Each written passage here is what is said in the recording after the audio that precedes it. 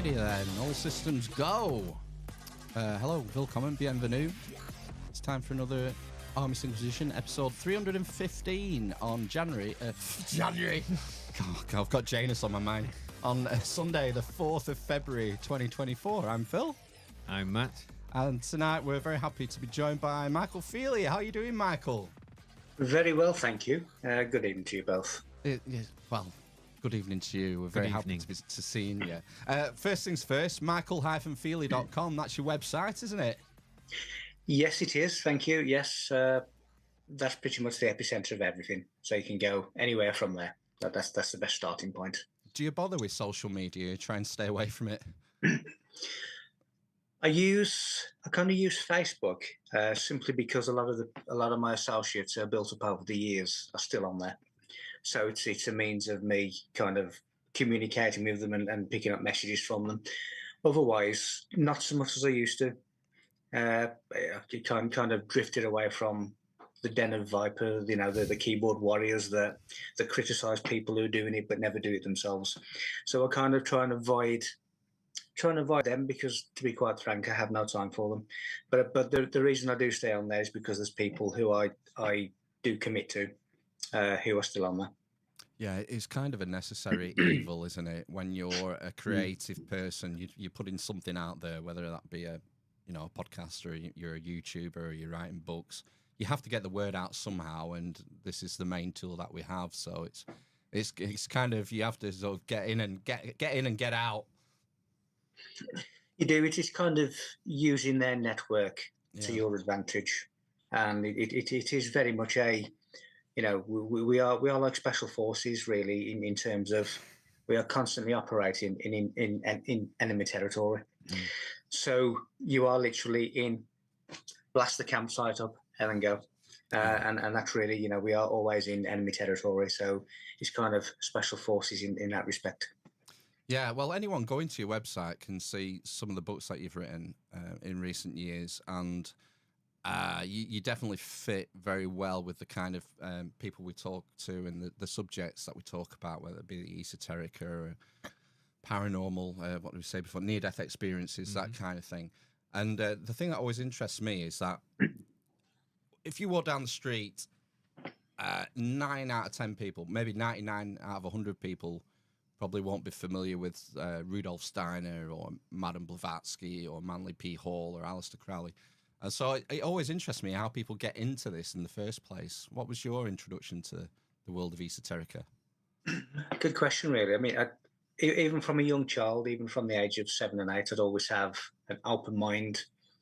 I always felt as if I'd been put on the wrong planet. I always felt like I never conformed with anything. I never really gelled with schooling. I was always seen as the dunce of the school. And if I read some of my school reports, which I sometimes do, then the teachers are describing someone who's very, very reclusive, very quiet, never interacts, never gets involved, because I just didn't fit in. And I never felt like I ever fitted in. I always felt I was in the wrong place. But my mind had always been open to greater things, and I would always have discussions with people, discussions with my grandfather over, what the Bermuda Triangle may be and UFO craft. And again, this was from 8, 9, 10 years of age. I used to sit there and watch movies such as The Ten Commandments with Charlton Heston when he played the character Moses. And at the age of 7, I remember sitting there having adult conversations thinking, is this possible? Did it ever happen? Who is this person, Moses? Is there any basis for this truth? So even as a young child, having adult conversations with myself, and as I kind of went through my teens, I became very, very into Greek mythology. And I used to research a lot of Greek mythology. And that was kind of an introduction into research and into a desire to know more, a desire to understand. And then I joined a career that I'd always wanted to join, which was the police service. And sometimes, I'd be having discussions on night shift and whatever with colleagues about David Icke books, and you wouldn't really expect this kind of thing. And even though I hadn't been introduced to David Icke at this stage, I was really, really seemingly on the same level as someone who had just knowing the same things that they'd read. So this had come from somewhere, but it wasn't intentional. It was just there somewhere. So as I was nearing the end of a what should have been a 30-year career, but it was year 17, and I was having all of these supernatural, paranormal things happening to me, literally on a daily basis. Then I began to get a little bit more interested because I was being drip fed all of this secret knowledge. And I would look at symbols, I would look at geometry, and I would just instantly know what it meant. And again, that was without any research into it, any depth of understanding of it, but I just seemed to know what it meant. So I think some people come here wired differently. I think some people come here with different neural pathways because they have a job to do, they have a mission to do.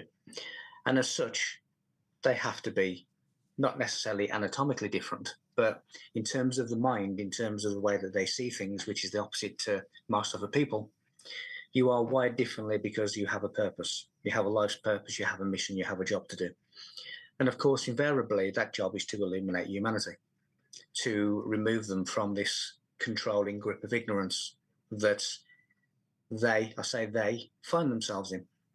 So that's really how I kind of got into it, by being a multiple experiencer, by then finding the answers to what I'd experienced, and that was mathematical and scientific, not mainstream, but nevertheless it was kind of in the field of physics and mathematics. And then I began to have downloads of ancient mysteries about what all of these monoliths and monuments were. And then I began to experience seeing advanced technology that would enter my room, and see through spheres with advanced mechanics and advanced technology inside them.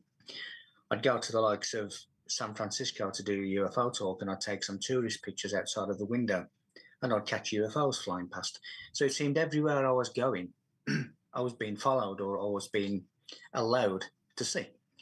So it kind of went from being a multiple experiencer to understanding what I'd experienced and having, the scientific and mathematical proof for what I'd experienced, to the answers to many of the world's mysteries, that have puzzled mankind for many thousands of years.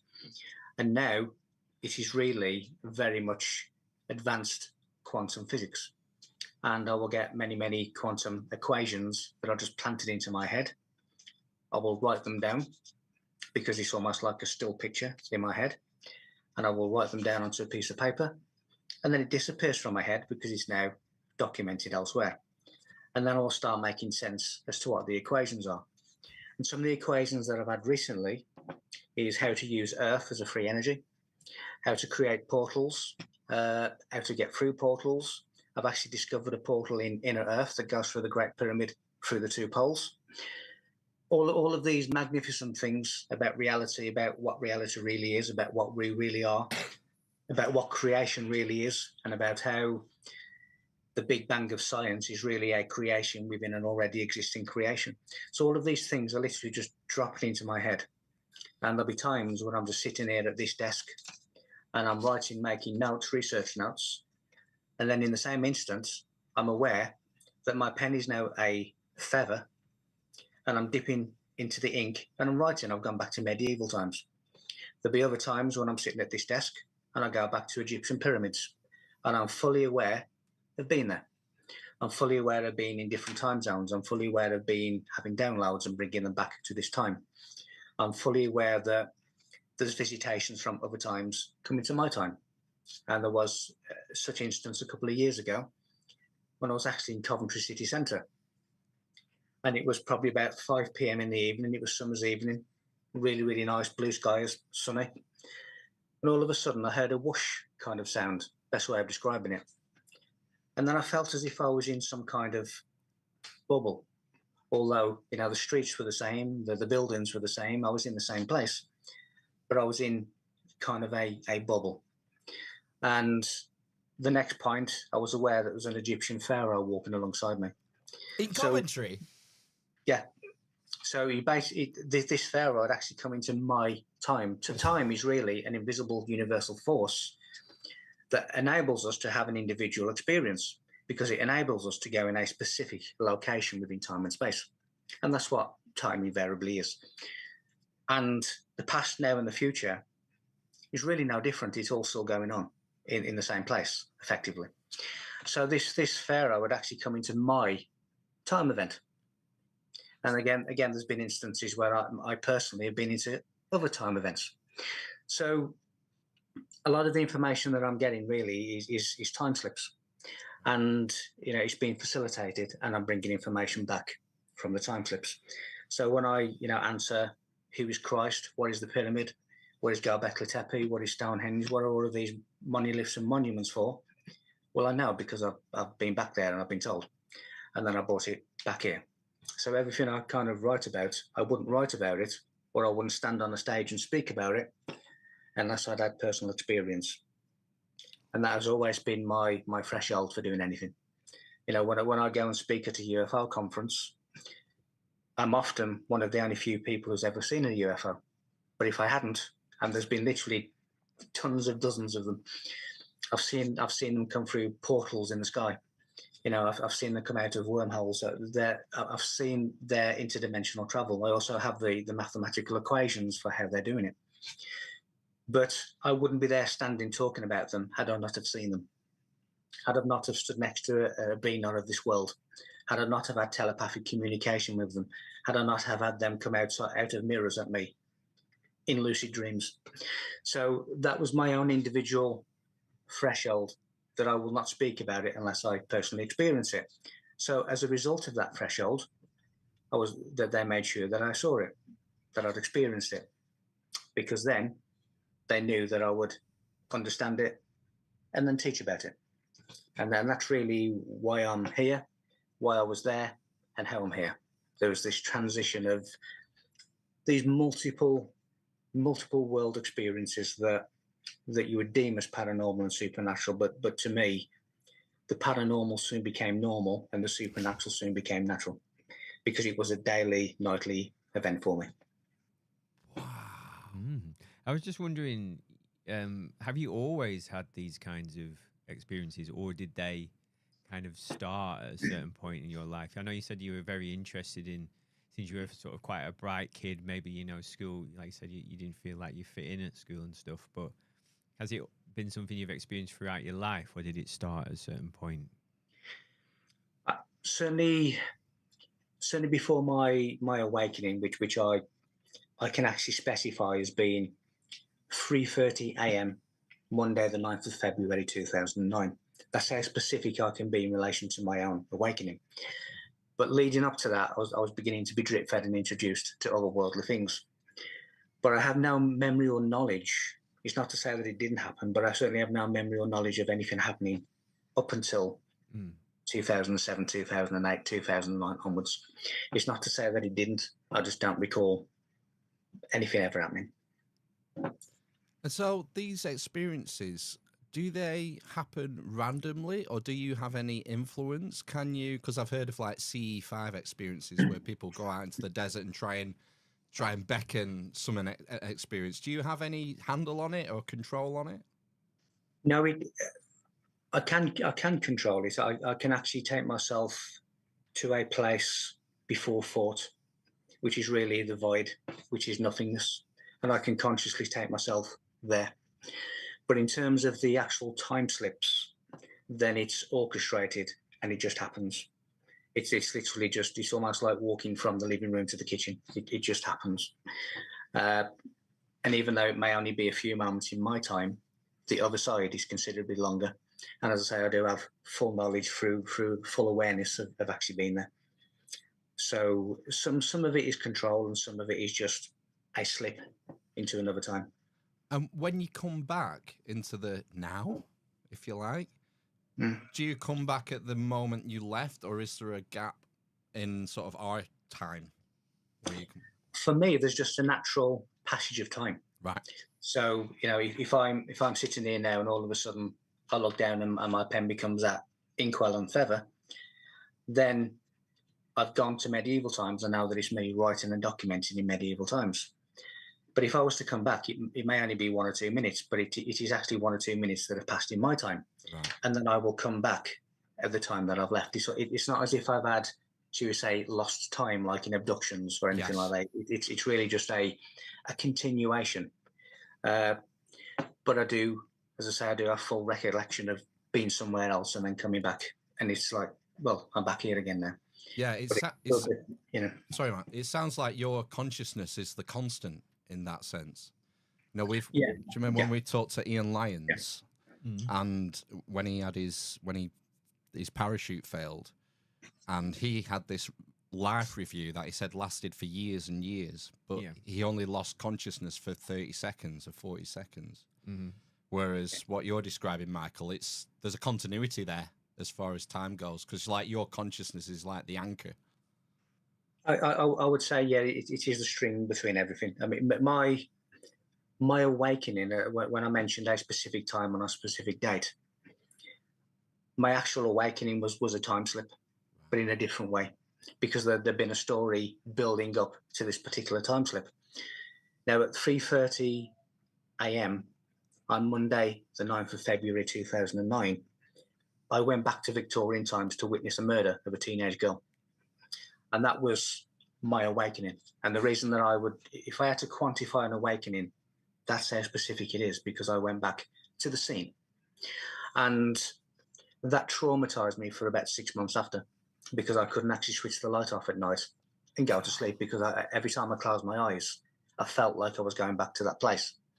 So I didn't want to go back to that place. So even my awakening, so to speak, was a time travel. And it wasn't me, because I was still physically in just outside Birmingham in bed. But it was almost like a conscious entanglement when my consciousness remote viewed back in time, or certainly back in time as we understand time. So even though it wasn't my physical body that went, it was my consciousness that went back. And my consciousness saw, heard, felt, witnessed everything that had happened in the year 1850. And then that came back to this time with me. So it's almost as if there's a pattern emerging in terms of how I got into this, how I was awakened into this, how I always describe it as an alarm clock that I could never sleep through, because it was too traumatic to sleep through. So it had to wake me up. And I think that was predetermined. And did you, when you came back from this first witness, did you do any research into what happened and try and find out, you know, who the girl was, and was it in the papers and things? Yeah. I already knew, because kind of, you know, me and intimate family had already had dealings with this girl and already spoken to this girl, and she'd already given us her name, and she'd already given us her age, and she always used to say, I've been taken by the hands of another, which we always assumed to be she was the victim of a murder. It turns out it was actually a manslaughter, and it was a stepfather who used to abuse her, and he would put his hand over her mouth and nose to keep her quiet. And on this particular occasion, he accidentally suffocated her. Now, when I went back to the bedroom where this happened, I saw the bedroom, I was in the bedroom, I saw the wooden door opening, I saw the draft from the wooden door moving the curtains, and I heard this girl saying, he's here. And that was when he'd entered the room, the stepfather entered the room. And not only did we have this girl, this victim, who was in our energy field as an earthbound spirit, but we also had her assailant, which we didn't realize until the last moments. And you know, I'd be sitting there on the computer, and to the right of me in the house that I was in at the time, we had a 6-foot double glazed window that acted as a door. So it was like a door window, but it was 6 foot tall and it was double glazed. And I'd be sitting there, and all of a sudden it would shatter. And it's almost as if somebody thrown a stone from the alleyway that was alongside the house. And I'd run out the house to go see if there's anybody in the alleyway. And then when there was no one there, and I got back in the house, I realised that the impact was actually on the inside. So there'd be attempted possessions, there'd be horrible things happening inside the house. And this was the stepfather who was trying to prevent the story coming out as he had done originally. So even my awakening involved going to a different event in time. So again, it's no great surprise to me that it continues to happen now, although in a different way. I was just wondering as well, you know, if this kind of happened, this kind of sounds a little bit like out of the blue. You said there was sort of maybe like breadcrumbs, I suppose, of things leading up to it. But could you make sense of it straight away? You know, what was going on? Because if something like that happened to me, I would think, what the fuck is going on? Basically. Well, I'm sure that conversation definitely entered my head, but because there was a history to it and there was a build up to it, I wasn't expecting a conclusion like this, but I was already aware of the story and I was already aware of what had happened. So it was only half. So instead of saying what the, it was what the, because I already knew the other part. So yeah, there was a quite a considerable build up over many years in terms of the story itself, in terms of the girl being around, in terms of the girl not leaving because she had unfinished business. So it was one hell of a shock, because normally if in these circumstances, you don't normally, if you are the victim of such, then you're not in this world to have these feelings. And if you are a witness, then usually there's some kind of support mechanism available to you. But how do you get support from any reputable person with that kind of story? I mean, who are you going to get to believe? I had to go into my police station and go into an office with my inspector and my sergeant and try and explain to them what had happened. Now that's considerably difficult. The one thing that the inspector said is my wife is into this kind of stuff. I'm not. However, I can see how deep or how deeply it has affected you. So I acknowledge that something has happened, even though it was difficult for them to, cognitively understand exactly what it was. They understood that something had happened. But it's difficult to get help when very few people could ever understand. It's not like going to a psychologist and saying, well, I just feel a bit, I feel like I'm hearing voices, because they can deal with that. It's in their training manual. But how do you say that you've gone back 159 years to the year 1850 and witnessed the murder of a 14-year-old girl? How can you go into any reputable psychologist or doctor or any professional office and actually express this? So it was really something that I had to deal with. It was something that I had to go inside and make sense of and understand. And when I did eventually come out of the other side of it, things were much better.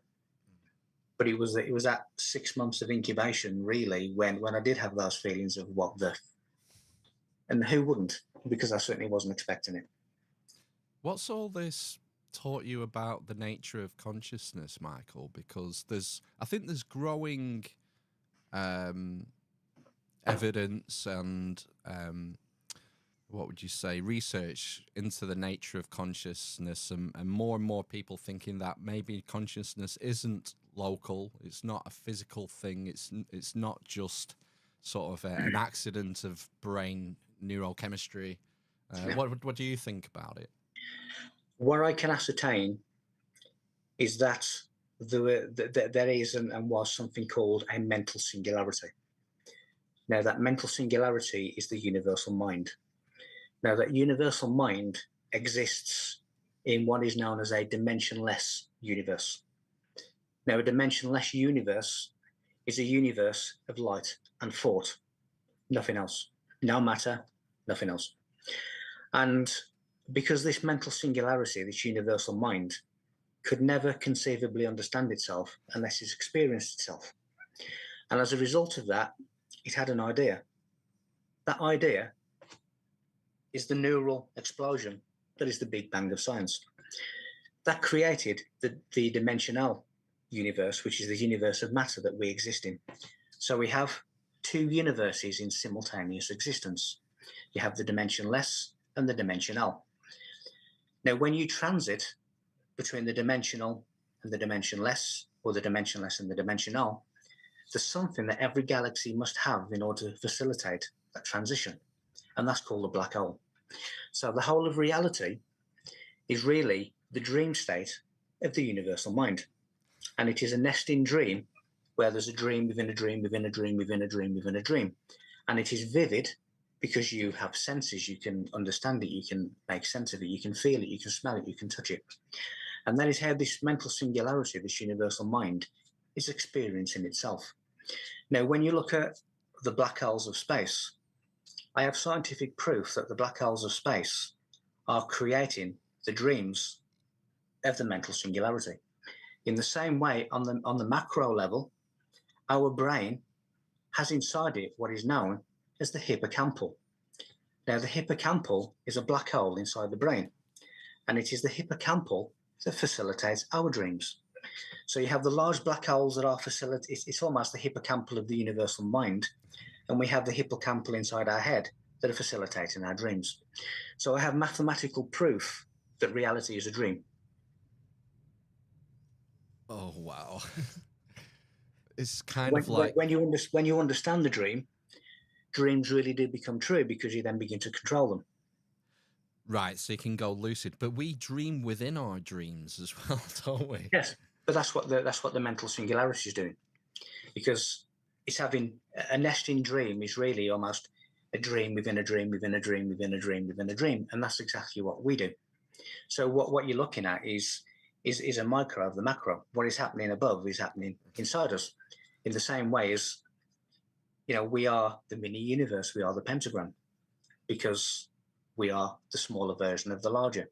So reality itself is the dream state of the universal mind. So what happens when we leave this matrix or universal mind dream? What do you think happens? Eventually, the universal mind wakes up and the dream's over. But at that point, every possibility has been experienced and we all go back. Now, if we could see true reality, which we never do, because reality for us is the five senses taking information from universal waves, which are brain waves, and is passing it onto our brain, and our brain is making sense of the information from these universal waves. So our brain gets this information, and largely from its own memory, hippocampus, it is creating what we believe to be a tangible reality. It's not. If we could actually see true reality, and people who I've spoken to who've had ayahuasca experiences and different things have actually gone to the true reality, which is really filaments. And what I mean by filaments is grids. It is lines, it is dots, it is vector space. So the air that we breathe are lines, they are grids, they are dots. The brain is filaments. The stars are connected by lines and by dots.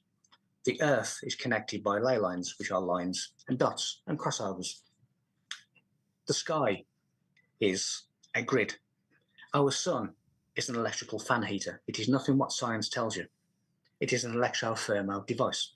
So it is basically, Earth is an environment system and the sun is a fan heater. It's almost like a gigantic cannabis farm where you have the plants, and that's what it is.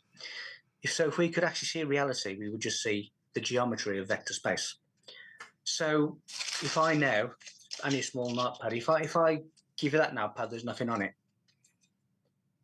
But if I draw a dot, that is now the first manifestation. I am here. That is zero dimension, the creation of a zero dimension. Now, if that line walks in any direction, or sorry, that dot walks in any direction, it becomes a line. But because we don't live in an infinite reality, we live in a finite reality, you have to stop the line from continuing. So what you do is you draw another dot. Now, the line or the dot thinks I'm going to be clever here, so I'll just go the other way. So what you do then is you create another dot. So what you then have is the triangle, which is the creation of the second dimension. Yep. So you now have the first dimension, sorry, the zero dimension, the first dimension, and the second dimension as a triangle. Now, when the police try and find someone who's missing, they triangulate their phone. So they're using a two-dimensional geometry inside this grid to locate you. Now, if I wanted to create these lines and dots in the third dimension, I'd create the pyramid. So the pyramid is the first divine manifestation in the third dimension. Now, if I want to continue to go through the dimensions, the fourth, the fifth, the sixth, the seventh, I'll just add more lines and I'll just add more dots. So that really is reality through geometry. And we are ultimately inside a gigantic network, an electrical network. And if you imagine the bumping cars, the rod that hits the electrical grid, and sometimes there is a bolt a flash of electricity from that grid. Well, that is your thunderstorms, that is your lightning strikes. And again, I have the mathematical equations for that as well. So we live in a dream, but true reality is inside vector space, which are lines and dots. Yeah, this is very reminiscent of P.D. Uspensky. Mm. New Model of the Universe. He has a chapter all about dimensions, and he puts it very similarly with your zero, your dot, your line, your 2D shape, and then you can extrapolate further. But the thing is, our brain won't be able to recognize if there was a fourth, fifth dimension. We wouldn't even be able to see it unless maybe yours is hot-wired, Michael, somehow. And Well, you see, what people don't realize is that we are already in the fourth and fifth dimension. Yeah, we're already there. We just can't see it. Because if you imagine my body now, my body is in the dimensional universe, but my mind is in the dimensionless universe. My third eye is in the dimensionless universe, thought and light. So half of me is in the dimensional, and there's a part of me that's in the dimensionless. Now, the dimensionless is the fifth dimension onwards. So if I say to you, I'll meet you at Trafalgar Square, 3 p.m., Friday, the 9th of February. Well, those are fourth dimensional coordinates. So we're already living in the fourth and fifth dimension. It seems to be this new age misunderstanding that we are existing in only the third. We're not. We are ourselves multi-dimensional, but we don't necessarily have an awareness of it. Our brains are kind of holding us back. Well, mine definitely is. It's always holding me back. But it kind of acts like a filter, doesn't it? It filters out everything that's going on. Like, you know, everything that you touch that you think is solid, it's essentially empty space. But our brain has to make sense of it in a way that lets us survive and reproduce. Yes, because our brain is really connected. Our physical brain is connected to a five-sense reality, a five-sense consciousness. And that is why it creates what we believe to be reality within that very confined structure. So your smell, your eyes, your taste, your ears, your touch is giving the information to the brain, which then creates what it believes to be reality. But that is it is really imprisoned within a five-sense reality. Now, when you look, or when you realize that there's a beyond the five senses, you then begin to go into the dimensionless universe of thought and light. You know, the mathematical behavior of the dimensional universe is the law of physics. The mathematical behavior of the dimensionless universe is thought. So you may have a thought, but it may not be yours. So, you know, when you look at the Egyptian god Thoth, Teote, well, it's an abbreviation of thought. It is thought I'm going to create because I want to understand myself. I am a self-consciousness, but I can't understand what that is unless I create another self-consciousness. There was a famous New York lecturer called Thomas Nagel, and he once said words to the effect of, you could understand every single workings of the brains of a bat, but you would still not know what it is to be a bat, because you have to be a bat to understand what it is to be a bat. Yeah. So when religion tells you that God is eternal, God has not yet been created. However, if you go on their theory, they tell me that God is eternal. But if God is eternal, then God has never experienced death. So therefore, God is not complete. There is something missing. But only when the universe has reached its maximum potential will it become actualized, will God be created. So God doesn't create the universe creates God. In the same way as when we have expanded to our maximum, we become God-like. We become a community of gods on earth, because the word God simply means balance. So when we are fully balanced inside, we are walking gods. Now, you will notice that our society does everything it can to reverse the evolutionary process. Instead of allowing humanity to expand and evolve, it contracts. It makes you feel small. It makes you feel irrelevant, insignificant. And that is the opposite of where we should be going. So humanity is just dependent upon God as God is upon humanity, because God can only be created when everything has evolved to its maximum potential. and that is the universal law. And I have the mathematics for that too. You mentioned about the universe creating God. Over the last year or so, there's been all this hubbub about artificial intelligence and Terminator 2, Judgment Day is coming, and all the rest of it. What's your views on AI? Do you think it's a threat?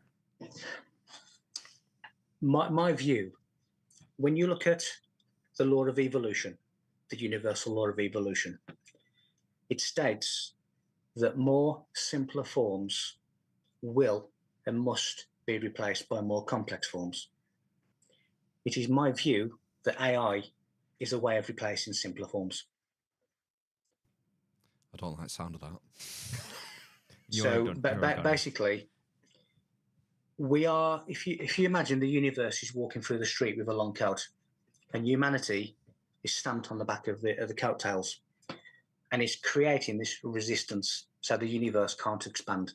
It can never create God, it can never become actualized, because there's aspects of the universe that are preventing it from evolving. And that is what humanity is doing. And that cannot be allowed to continue. So the law of evolution states simpler forms will be replaced by more complex forms. And I think that AI is part of that replacement. Now, it can go as far as we allow it to go. We can either get it and stop it, or we can just go blindly into the abattoir and let it happen. But nevertheless, it will be a more complex form than how. I'm not saying that the human body, the human mind isn't a complex form. I'm just saying the way in which it's acting, the way in which it's conducting itself, the way in which it's preventing everything from evolving to its maximum state, which is the law of evolution. It cannot be allowed to continue to do that. And that's my view, or part of my answer as to what AI is. It is part of the law of evolution, where simpler forms will be replaced by more complex forms. Okay, fair enough. We noticed before we start recording, there's a load of pictures of Da Vinci works behind you. What's the appeal? Why are you so interested in Leonardo, Michael?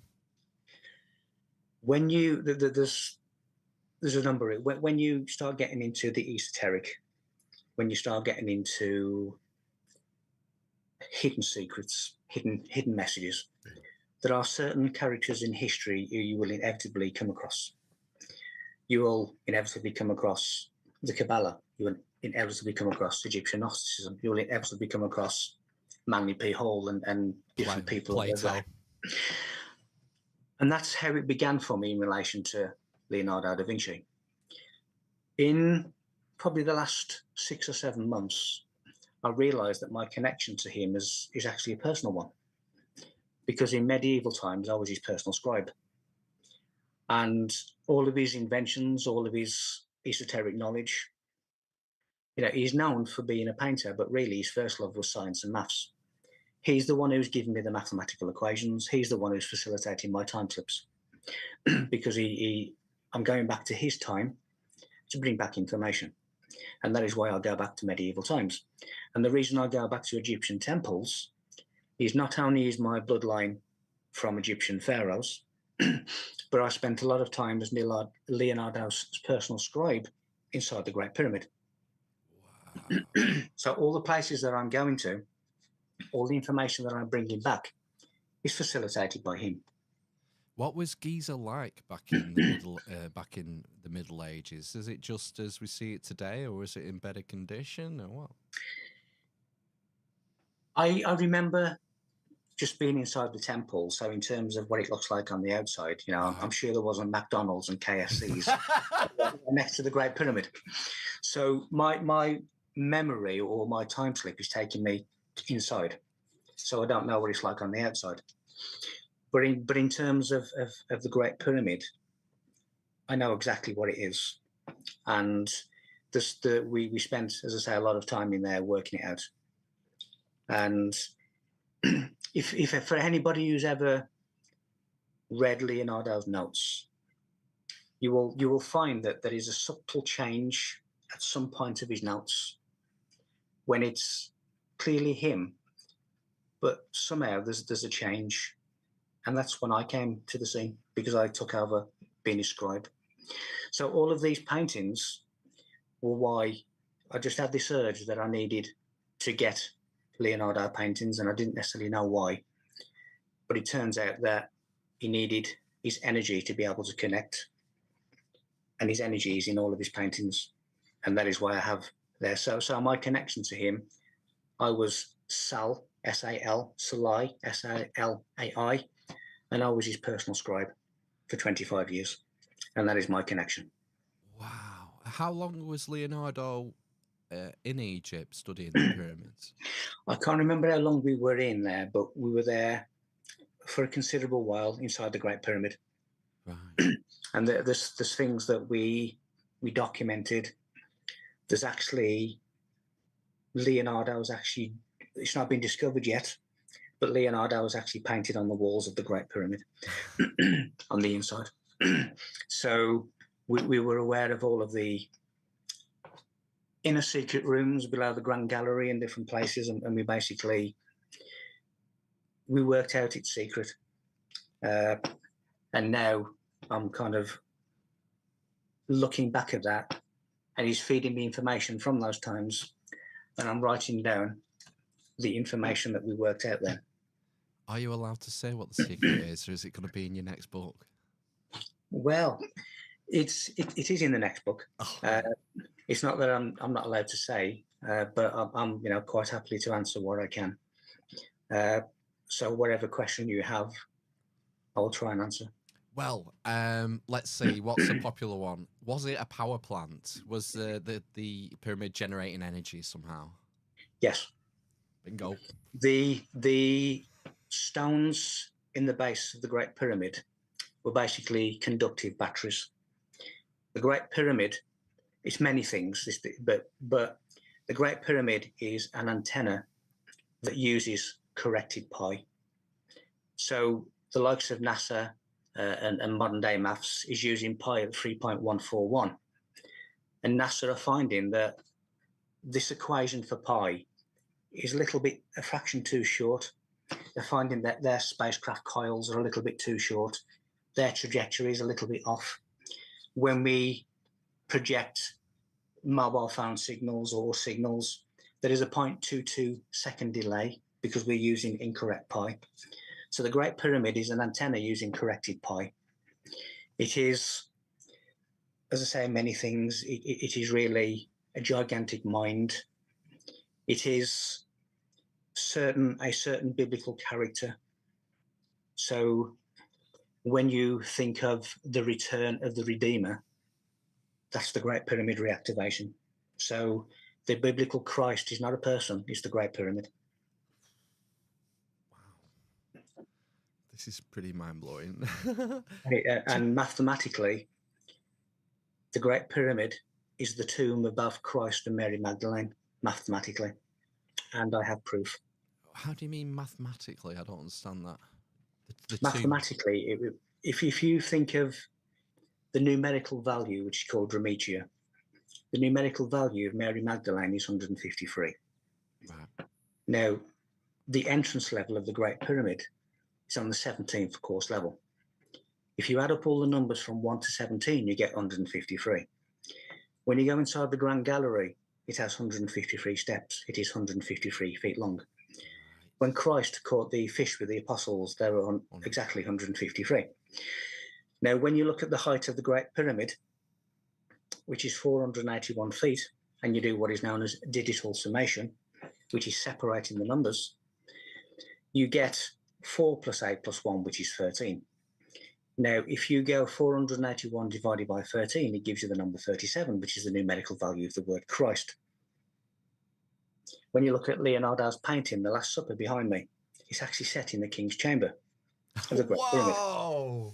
And where you see that box that covers the legs of Christ, but you can see the legs of all the other disciples, that box is the sarcophagus. Wow. On the back wall behind him, which is actually in the Great Pyramid King's Chamber as well, you have the Eye of Horus on the wall. Oh, wow. I need to Google The Last Supper and just get my magnifying glass out now. So basically, the Last Supper is not, again, putting it all together, it's what's not on there that is the answer to what it is. Just quickly on the Last Supper, there's a famous figure to the left of or on Jesus' right, who's often said to be John the Evangelist, or some people say Mary Magdalene. Do you know who it is? Yes, I do know it is. If you look at mystic manuscripts, often two people are encoded under one name. So when you look at the beloved disciple, Christ's favorite disciple, who people say was John, well, John is code for Lazarus and Mary Magdalene. So it's actually two people, but depending upon their position, tells you which one of the two it is. So because it's leaning away from Christ, it's Lazarus, which is really Osiris, the Egyptian god. If it had been leaning towards Christ, it would have been Mary Magdalene, who was the brother of Lazarus, who was the sister of Osiris, who is Isis. So the beloved disciple John means Gnostic, to know. So two people are hidden under one name. So it is both Lazarus and Mary Magdalene, but depending upon what position they are sitting, tells you which one of the two it is. On this particular case, it is Lazarus, which means Osiris. Osiris means open eye, your Christ consciousness. Yeah. So that is Osiris. And so do you think, because you've got Osiris and Isis represented in that one character, does that mean that Jesus is representing Horus in that painting? Jesus is representing the Great Pyramid. Right. Because that's who Jesus is. And when you say the return of the Redeemer, I've actually narrowed it down to a 26-year period when Christ returns. It is any time between 2024 and 2050. So in the next 26 years, Christ will return. The pyramid will be reactivated. And darkness and ignorance will be gone. So it could be tomorrow, it could be 25 years and 364 days' time. But in the next 26 years, things will change. Wow. And the Redeemer will return. Now, when you start looking at the Priory of Sion, which did exist, when you start looking at the Rosicrucians, when you look at the Knights Templars, when you look at the Merovingians, they were anti-Jesus Joanites. So in other words, they actually saw John the Baptist as being the true Messiah. Right. John the Baptist, who was beheaded, is the solar sun. Now, the solar sun at 12 noon rises above Orion. That is the replacement of the head of John the Baptist, which is Orion. And the reason that it is Orion is because that's Osiris in the skies. So Osiris is John the Baptist. And when you see, remember John, the finger that would have baptized Christ, John the Baptist. Yeah, and there's lots of Renaissance paintings with this finger, this pointing finger. I think there's one in the Last Supper as well, isn't there? Well, there's two behind me. Yeah. You see, what you have is biblically, you have King David, which is the hand. Right. You have Jerusalem, which is to point the way to completion, which is pointing upwards. Now you have the word Sion or Zion, which comes from the word Sion, which means to point the way. So you have all of these references biblically and through Leonardo and other places pointing upwards, which is to point the way to completion. It is really the ascension back to the cosmos. And again, it would have been the finger, had it really have happened, that John the Baptist baptized Christ with. So it is really a symbol to remember John the Baptist, the Joanites. You mentioned about the pyramid being reactivated. This is the big event. Is this going to be like a physical thing, a spiritual thing? Is it going to be some sort of raising of collective consciousness? Do you know how it's going to unfold? It already exists in multiple dimensions. In our dimension, in our timeline, these monoliths and monuments are static, they don't move. But in other timelines, in other dimensions, they move. So we only see it as a static because that's where we are. That's where we are in our reality. How will it happen? Humanity is going to go through what is written inside the pyramid, which is a seventh civilization. And that began in our year 2001, the year of which is specifically mentioned in the Great Pyramid. What you have in the Great Pyramid is when modern day scientists go inside the Great Pyramid and they see lots and lots of cavities behind the walls, and they can see that there's some kind of gap, some kind of cavity. Yeah. But they're blocked by walls. They're not walls, they're doors. And if you know the correct word and you say it in the correct frequency at the correct time, and the time has to involve the number 7 and only the number 7, the doors slide open. And when the doors slide open, each of these rooms contain the history of mankind and lots of artifact not of this world. So this is the cavities that they are seeing. They're actually rooms, but they look like they're blocked. They're not. It's the doorway that's closed. You can only open it by certain means. So what is likely to happen is that things will be reactivated, and that can take on several different forms. The 7 civilization are really called the flame bearers, and the flame bearers are the ones who will take knowledge. We are currently in the 6th civilization, which is Adamic, the Adam and Eve, the Adamic civilization, the 6th civilization. Right. Now, the Bible says that there will be 6,000 years before change. Well, that relates to the 6 civilizations. Now, when you get the numerical value of Mary Magdalene and you add it to the numerical value of Christ, you get 190. And in Hebrew, 190 relates to redemption, the end. So mathematically and biblically and through the Torah, it is telling us that the 6,000 years is nearly up. And in the next 26 years, it will be. And there will be a 7th civilization who are the flame bearers, the keepers of knowledge. Now, they are symbolized by the Olympic flame, the undistinguishable fire, or the flame of liberty. Wow. Because that really is the only thing that is keeping a connection between humanity and the higher cosmos. Without that slender thread of connection of knowledge, of ancient knowledge, we would have been eradicated a long, long time ago. But there is that slender thread that is keeping us connected, giving us a chance. And they are the knowledge keepers, the 7th civilization. So ironic that they're called the flame bearers, because the root of pyramid is fire something. I forget now. Yeah, fire. Yeah, I mean, there's so many references to fire. You've got the modern day, so-called elites who in their teachings, they were given the fire of the gods by Prometheus. So you have the fire.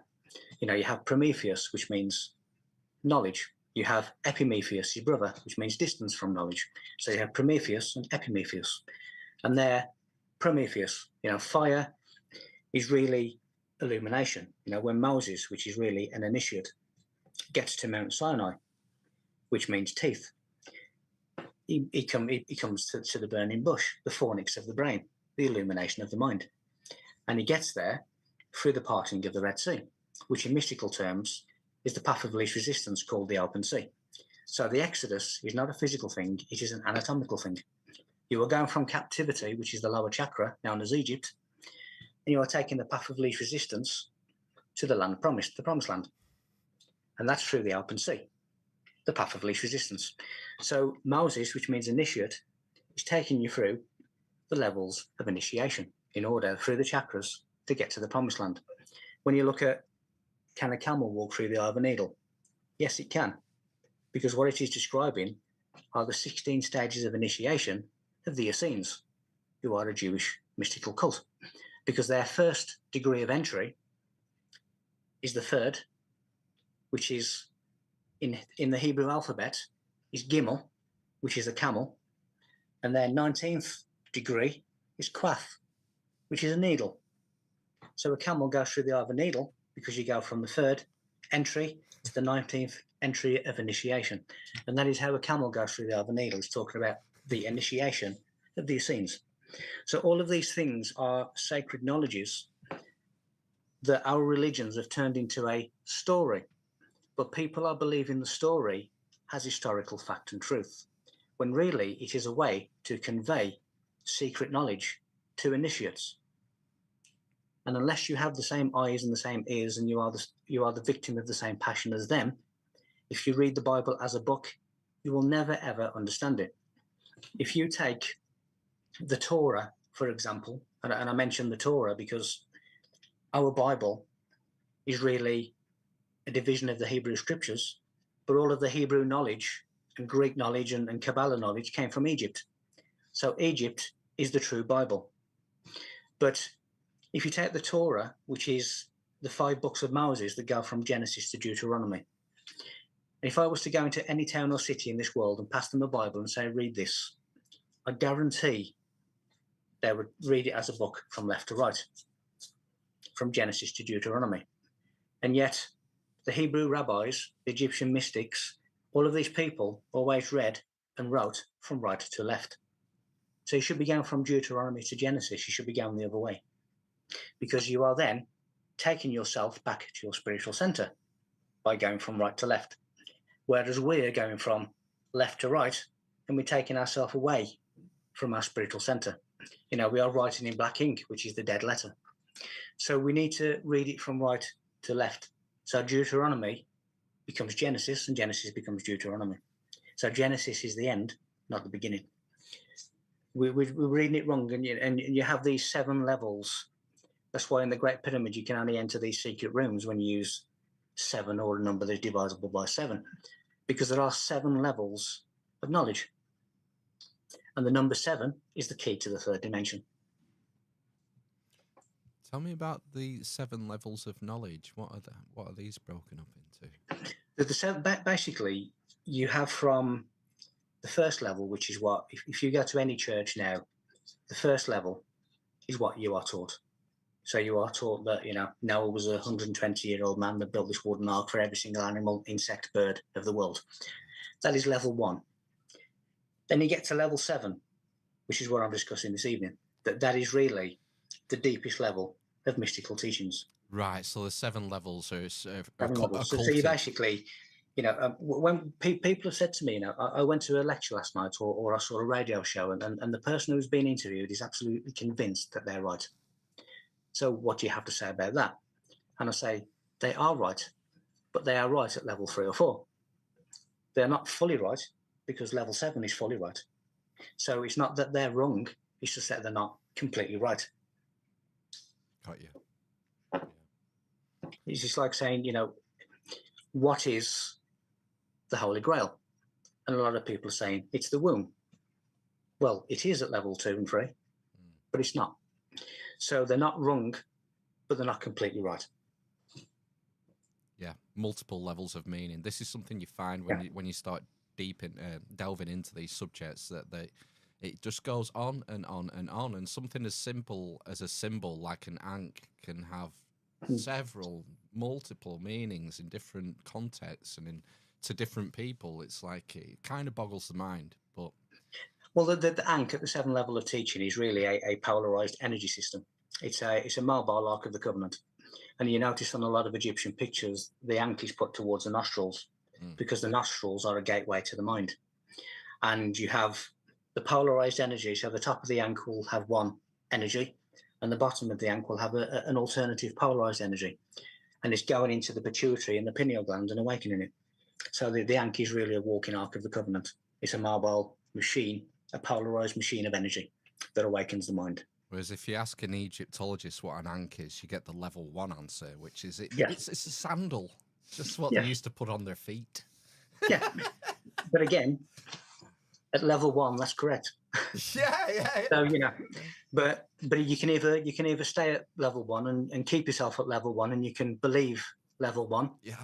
Or you can take it upon yourself to actually dig. And that's why it's really an archaeological knowledge, not in the sense of, you know, there's Zowie Wasp with his little troll. It's an archaeological knowledge because you have to dig to find it. You know, inside the emerald tablets, I found a mathematical code, and it was relating to 528 hertz, which is really the color of nature, green. And all I did is I took it upon myself to separate the numbers and divide them by themselves. And it gave me 0.3125, which basically then could be expressed as 1/4 or 1/16. Now, when I looked at Egyptian eye fractions, the eye of Horus, 1/4 is the eye and 1/16 is the ear. So in other words, it is saying that those with the eyes that can see and the ears that can hear will come into this knowledge. And I deciphered it. So you have to make an effort. You know, there's no point sitting in your room visualizing winning the lottery, because you have to get up and you have to go out and buy a ticket. So you have to take action in relation to self-knowledge, to finding these things out for yourself. And I would always say, never accept the conclusions of gurus. Feel the answer for yourself. Experience the answer for yourself. Excellent. Well, I think that's a brilliant note to end on, to be honest. We've just gone over an hour now. When's the new book going to be out, Michael? It's called The Movement, Illumination of the World. And I'm hoping that it will be kind of Easter time. At the moment, it's something like heading for 950 pages and 195,000 words, and every word, every line has secret knowledge. So it is really the answer to everything. Wow, well, that's exciting. Let's not tell Cometan. No, well, this has been fantastic, Michael. Thanks so much for joining us. This has been, it's an absolute pleasure. Thank you. Yeah, we've had lots of people in the chat commenting, lots of good feedback. So yeah, this has been fantastic. Check out the links in the show notes, guys, and you can pick up Michael's books and whatnot at the website. If you could stay on the line for us just for 1 minute, Michael, while we play ourselves out. You lot listening, we'll be back in 10-15 minutes to do some news. Okay. That's right. Right, stand by. Thank you.